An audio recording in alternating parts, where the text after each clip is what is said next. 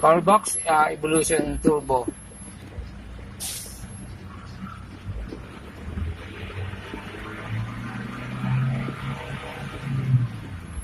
Halos nakapatong na lang po yung paa natin.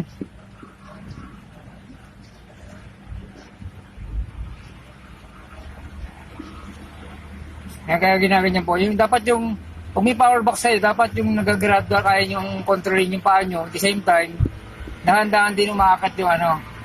Kahit kukontrolin yung paa nyo, ganun po yung mataas ang torque na setup.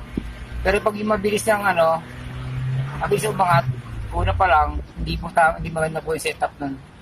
Dapat kaya yung dahan-dahan din yung apak. Tapos dahan-dahan po yung pag-angat dapat ng from idle. Baka yung kontrolin dapat yung RPM. Ayan, ganyan o.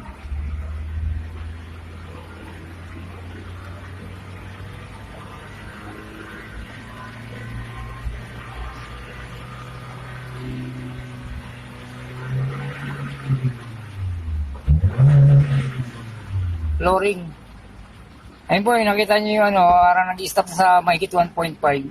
Meron siyang glide. Pag yung pinapatakbo nyo na, pag bitaw nyo ng silinyador, nabulusok pa.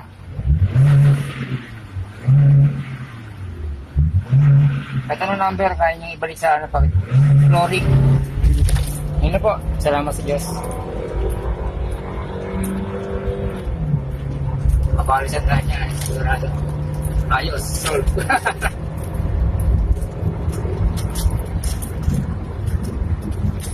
Ate yung limitas magawa 20 XC.